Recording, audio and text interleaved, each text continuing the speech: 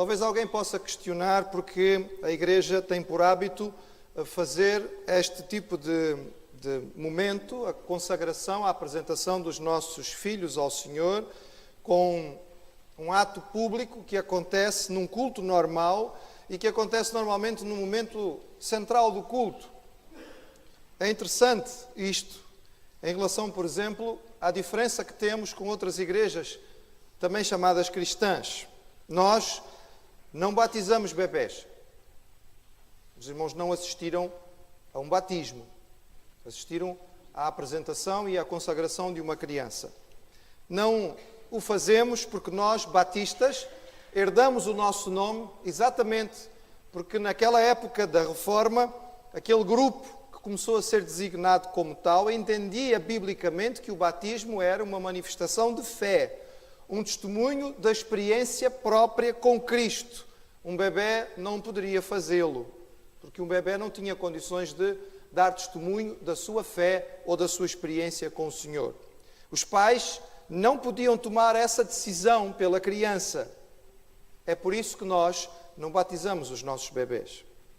Por outro lado, a apresentação e consagração de bebés é algo bíblico, relacionado com a aliança feita entre Deus e o seu povo.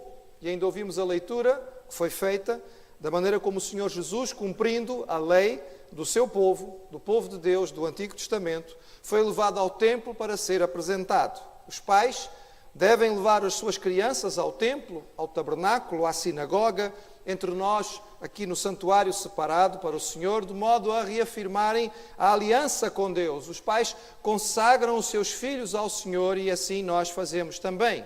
Interessante notar que não o fazemos numa cerimónia particular ou fechada à família, como acontece em muitas igrejas cristãs, que se chamam cristãs, em que o ato do batismo dos bebés é um ato particular, é um ato quase reservado à família. Nós o fazemos num culto público, com a presença da igreja, porque este momento trata-se de um momento que envolve não somente a consagração de um bebé ao Senhor, mas de uma ligação desta família com a Igreja de Cristo. A importância da criança na Bíblia e no cristianismo é especial. É uma importância única. As outras grandes religiões do mundo de hoje, o islamismo, o budismo, o hinduísmo, não têm nem de perto, a consideração que nós aprendemos como cristãos a partir da palavra do Senhor, na valorização das crianças, porque temos fortes bases bíblicas para isso. Entre os muitos textos que poderíamos ler, convido os irmãos apenas para abrirem um deles em Deuteronômio capítulo 11.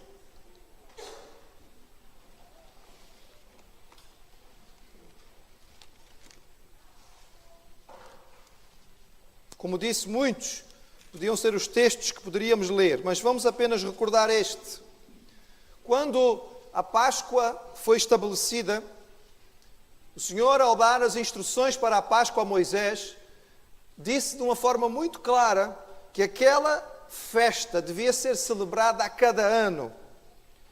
E passou a ser a tradição, de acordo com o texto bíblico, que nós não vamos ler, está lá em Êxodo, mas passou a ser a ordem do Senhor de forma clara, que a cada ano, quando se fizesse a festa da Páscoa, uma criança dentre a família, normalmente a mais nova, perguntaria: que festa é esta? Justamente para que se pudesse explicar, este é o sacrifício da Páscoa. Mas vejam, irmãos, a orientação que é dada a respeito da lei de Deus em Deuteronômio 11, a partir do versículo 18, diz assim: Ponde, pois, estas minhas palavras no vosso coração e na vossa alma, e atai-as por sinal na vossa mão, para que estejam como testeiras entre os vossos olhos, e ensinai-as aos vossos filhos, falando delas, assentado em tua casa, andando pelo caminho, deitando-te e levantando-te. Escreve-as nos umbrais da tua casa e nas tuas portas, para que se multipliquem os vossos dias e os dias dos vossos filhos, na terra que o Senhor jurou a vossos pais dar, como os dias dos céus sobre a terra. A ordem era dada de uma forma específica, da parte do Senhor, e vinha na lei de uma forma direta: ensinem estas coisas aos vossos filhos. E aqui a expressão está se referindo aos filhos pequenos, às crianças ainda. E o texto parece que o Senhor tem o cuidado de nos explicar que este ensino não era reservado a momentos apenas especiais ou considerados sagrados, e por isso ele diz mesmo, ensinem, falando delas, assentados em casa, andando pelo caminho, deitando-te e levantando-te, ou seja, em todos os momentos, em todas as circunstâncias, isso deveria ser feito. No Novo Testamento nós lemos que o Senhor Jesus foi apresentado de acordo com aquilo que era o princípio da lei. E mais tarde também lemos que com apenas 12 anos de idade, segundo o costume, ele foi levado a Jerusalém e ali ele participou do culto da sua família. E é por isso que nós recordamos sempre com carinho aquele episódio em que nós lemos no Evangelho que diz que traziam-lhe meninos para que lhes tocasse. Mas os discípulos repreendiam aos que lhes traziam. Jesus, porém, vendo isto, indignou-se e disse-lhes, deixai vir a mim os meninos, e não os impeçais, porque dos tais é o reino de Deus. Em verdade vos digo que qualquer que não receber o reino de Deus como menino, de maneira nenhuma entrará nele. E tomando-os nos seus braços, e impondo-lhes as mãos, os abençoou. Nós temos, irmãos, uma farta base bíblica, tanto no Antigo quanto no Novo Testamento, para perceber a importância e a valorização que temos que dar como famílias e como igreja aos nossos pequeninos.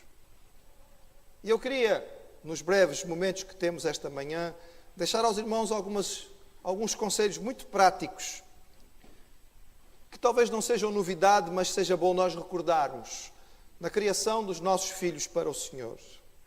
Consagração. Nós devemos dedicar os nossos filhos a Deus, irmãos. Às vezes algumas pessoas me perguntam, quando, pastor, é ideal nós consagrarmos os nossos filhos a Deus? Eu vou dizer que o ideal é nós consagrarmos os nossos filhos a Deus assim que percebemos que uma gravidez começou. Minha querida irmã, é cristã, está grávida, engravidou, descobriu que vai ter um bebê, consagra ao Senhor, dentro do seu ventre, porque este é um princípio bíblico. Lembro uma história marcante de um pastor missionário, cujo filho, apesar de ser criado nos caminhos do Senhor, a certa altura começou problemas psicológicos. Estava a dizer aos irmãos que lembro-me desta história de um pastor missionário cujo filho foi criado nos caminhos do Senhor, mas que a certa altura se desviou. Desviou-se de uma maneira radical. Envolveu-se no mundo de uma forma profunda. E não somente se envolveu no mundo, mas com o pior que havia. Utilização de drogas, participação de grupos de rock pesado e, por fim, satanismo. E este jovem, no seu envolvimento satânico, desejava progredir dentro dos vários degraus que existem de satanismo, mas cada vez que tentava fazer uma cerimónia de progresso, voltava à casa frustrado. E várias vezes, naquela fase ainda de raiva e de ódio, chegava em casa irado e dizia à sua mãe, por que é que vocês fizeram isso? Por que é que vocês me consagraram? Porque dizia aquele jovem mais tarde, e quero dizer aos irmãos que esta história não terminou mal, pela misericórdia de Deus, este jovem voltou aos caminhos do Senhor e hoje serve ao Senhor como missionário. Mas ele conta que cada vez que ia fazer uma nova cerimónia para tentar se aprofundar no satanismo, os espíritos malignos informavam aos líderes da cerimónia e diziam, este nós não podemos tocar. Foi consagrado desde o ventre da sua mãe.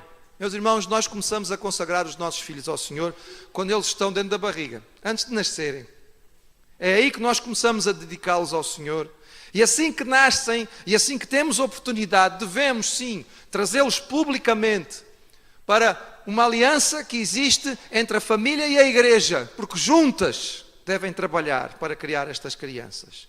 Nós devemos consagrar os nossos filhos desde que eles nascem e talvez de forma sistemática e periódica fazê-lo novamente. Eu chamo a atenção dos pais o quanto isto pesa.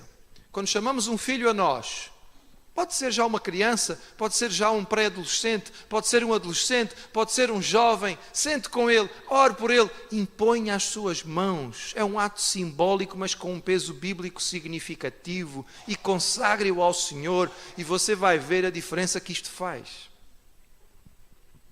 Trazer os nossos filhos à casa de Deus. Nós ouvimos hoje e cada vez mais vamos ouvir. E o mundo vai cada vez mais tentar impor a posição de que nós não devemos forçar os nossos filhos a nada. Liberdade, liberdade, liberdade. Não, irmãos, o que o mundo quer não é liberdade. O que o diabo quer não é liberdade, irmãos. O que ele quer é espaço para poder dominar as nossas crianças. E ele investe nelas desde pequeninos. Desde muito pequeninos. Eu tenho às vezes medo, irmãos, fico apavorado quando ligo alguns canais na televisão que são dedicados às crianças. Os irmãos já pararam para ver aquilo que as crianças estão a ver. Eu lembro no meu tempo de criança que havia já alguma discussão sobre o assunto e reclamava-se dos programas infantis. Mas no meu tempo, irmãos, o que se reclamava era que o gato era muito violento com o rato. O Tom era muito agressivo com o Jerry e o Jerry com o Tom. Eu lembro-me que se reclamava muito porque o coelho fazia muito mal ao coitado do pato. E o pato vivia a ser explodido e aquilo era mau porque as crianças eram habituadas à violência. E era, irmãos. Irmãos, mas comparado com o que há hoje. No meu tempo era pudim, irmãos. Era pudim, não é? Era água com açúcar. Não era nada. Irmãos, não vamos aceitar a pressão do mundo. Vamos saber de uma coisa muito séria e que acabou de ser cantada aqui. É nossa responsabilidade. Eles foram-nos dados a nós e não são nossos. Vamos ter que devolvê-los um dia às mãos do Senhor e prestar contas do que fizemos com eles. Nesta música bonita que ouvimos de consagração, foi-se referido aos filhos como pedaços do céu. Eu até concordo, irmãos, apesar que de vez em quando eles dão um bocadinho de trabalho à noite, mas são pedaços do céu. Mas é assim, irmãos, são do céu. Então um dia nós temos que dar contas ao céu daquilo que Ele colocou nas nossas mãos. Às vezes as pessoas dizem, não podemos forçar os nossos filhos a vir à igreja. Eu digo aos irmãos, então vamos fazer assim, não force o seu filho a tomar vacinas. Você já vacinou o seu filho? Ai, que coisa horrorosa, coisa dramática, não é? Ó Freddy, já vacinou o bebê? Já foi vaciná-lo? Não me diga que foi vacinar a criança. Pequenino desse tamanho, você meteu-lhe uma agulha. E ele não chorou. Não abriu um grande barreiro. Sinceramente, homem. E que falta de coração. Os irmãos não vão dizer isso, pois não? Porque ele sabe que é o melhor para a criança. Porque é uma maneira de prevenir as doenças desta criança. Que é uma forma de proteger a criança. E esta criança não tem condições ainda de escolher. E talvez se tivesse, diria, não quero porque isto dói. Mas precisa. Irmãos, nós somos responsáveis por dar o melhor aos nossos filhos. E trazê-los à casa do Senhor não é forçá-los a nada. É trazê-los ao que há de melhor. É por isso que a igreja procura se dedicar e preparar o seu melhor para tratar das nossas crianças. Eu não sei se os irmãos sabem, provavelmente nem sabem, e eu vou-vos informar de uma coisa que os irmãos vão descobrir agora, mas o Senhor nos abençoa de tantas maneiras, irmãos. Nós temos uma irmã nossa que veio do Brasil para Portugal para fazer um doutorado na área de educação infantil. E assim que chegou a Lisboa, ela se apresentou à nossa igreja e disse, eu sou membro da primeira igreja batista de Natal e eu vou ficar 3 anos em Portugal fazendo doutorado, não quero ficar à toa, eu quero trabalhar, por favor. A minha área é Ministério Infantil. Então talvez o irmão não saiba, mas as suas crianças têm sido abençoadas, não somente por uma crente em Cristo fiel e dedicada, mas que é altamente especializada para o trabalho com crianças. E nós normalmente não a vemos aqui porque ela está lá em cima com eles. Irmãos, a igreja tem que dar o que há de melhor. Mas nós somos responsáveis por trazer os nossos filhos à casa do Senhor. Mas o texto diz que nós devíamos ensinar assentados em casa, porque a nossa casa é o principal lugar onde as crianças vão aprender sobre o Senhor. Meu irmão, por favor, a igreja é seu parceiro, mas não ponha o peso todo em cima da igreja, porque não dá. Nós temos os seus filhos aqui quanto tempo? Faça as contas. Se você traz o seu filho à escola dominical e ele fica para o culto infantil, ele vai ter 2 a 3 horas por semana conosco. Ele gasta mais tempo do que isso na televisão por dia. Quanto tempo ele passa na escola? Já prestou atenção ao que os professores estão a ensinar? E nós temos que prestar atenção hoje desde a creche, irmãos, porque já há creches pequeninas onde os bebés já são ensinados a fazer meditação. Para quê? Para abrir porta para o inimigo. O culto doméstico, o hábito de ensinar os nossos filhos em casa, de abençoar a nossa família desde cedo, é responsabilidade nossa, dos pais. Ler a Bíblia, ensinar as histórias, orar com eles. Se o irmão não tem grande capacidade no conhecimento da palavra ou no material infantil, eu quero dizer que graças a Deus nós temos tanto material. As livrarias hoje evangélicas têm tanto material para as nossas crianças que ninguém precisa dizer, eu não tenho condições de fazer isto. Gratidão. Nós temos que ensinar os nossos filhos a mostrar gratidão e a crescer na satisfação pela vida. Dar graças à refeição, irmãos, é apenas um passo inicial, mas nós temos que fazer mais do que isto. Temos que ensinar os nossos filhos desde cedo a ser gratos por aquilo que Deus nos dá, a louvar ao Senhor por aquilo que Ele põe nas nossas mãos. Estamos a criar uma geração de crianças insatisfeitas, ingratas, mal educadas, que nunca estão contentes com o que têm. Têm muito mais do que nós tínhamos, e nós temos mais do que os nossos pais tiveram, mas as crianças hoje não estão contentes. Querem sempre mais alguma coisa, mais alguma coisa. E nós as colocamos diante da televisão e no intervalo dos programas que eles têm, são bombardeados com publicidade altamente preparada para fazer os nossos filhos insatisfeitos. Irmãos, a gratidão faz parte da vida, é um atributo cristão, é uma virtude cristã que traz satisfação, que traz alegria, que traz contentamento. Nós precisamos dela. Vamos ensinar os nossos filhos a ser gratos.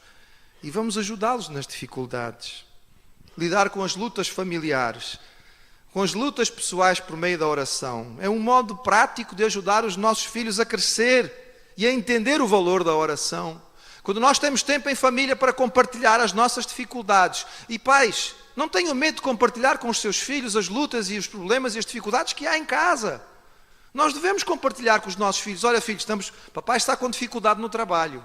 Olha, mamãe ficou desempregada, vamos orar, vamos pedir ao Senhor. Oh, meus irmãos, a oração dos filhos é uma coisa extraordinária, sabe? Às vezes o Senhor responde e nós ficamos espantados. Estava quase a chegar ao Natal e os meus pais nos chamaram, eu tinha 10 anos, a minha irmã tinha 6. Meu pai me chamou, a minha irmã, e explicou-nos a nós, olha, este ano o salário não chegou. A nossa missão está com dificuldade. Papai não tem dinheiro para comprar presentes. Não vai ser possível ter prendas no Natal este ano. Eu já contei aos irmãos esta história. Os irmãos já sabem o que acontece. Eu fui para o quarto com a minha irmã e nós nos sentamos e olhamos um para o outro e dissemos assim, bem, Natal sem prendas não dá. Então vamos falar com o Senhor, não é? Pai do céu, olha, esta história de Natal sem prenda não está dando certo. Nós queríamos umas prendas no Natal. Nós oramos, nós pedimos ao Senhor, foi compartilhada uma necessidade, uma dificuldade, uma tristeza que havia no coração dos pais, e nós oramos por isso. E na véspera do Natal, irmãos, chegou o Pai Natal, chegou lá à casa, na figura de um membro da igreja americana que morava ali perto de nós. E foi um Natal tão rico e tão abençoado. Vamos ensinar os nossos filhos a lidar com as nossas dificuldades, de joelhos, orando.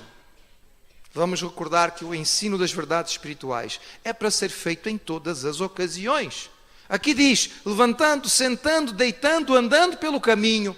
As melhores lições espirituais são aquelas que nós ensinamos no momento em que as coisas acontecem, na hora em que elas estão sucedendo. Às vezes, o momento formal do ensino não é a hora em que se aprende mais, mas é na hora da experiência, na hora em que as coisas acontecem, que nós sentamos com Ele para ajudar. Decisões da vida. Oh, irmãos, elas começam cedo. Cedo os nossos filhos vão ter que começar a fazer decisões. E mais tarde eles vão ter decisões tão grandes. Que curso vou fazer? Não é? Que área vou estudar? Que faculdade vou frequentar? Que tipo de trabalho vou fazer? Que casamento para mim? Quem deve ser o meu parceiro, a minha parceira? Nós temos que ensinar os nossos filhos e partilhar com eles o peso destas decisões em oração. Para que eles possam crescer sabendo que Deus tem um plano muito melhor do que aquele que nós temos para nós, porque o nosso Deus faz muito mais abundantemente além. Por último, irmãos, eu deixei por último, porque é a coisa mais importante. salvação. Filho de cristão não é cristão. Não biblicamente. Eu tenho vivido em terras, irmãos, onde as pessoas assumem identidades religiosas pelo simples fato de terem nascido naquela terra.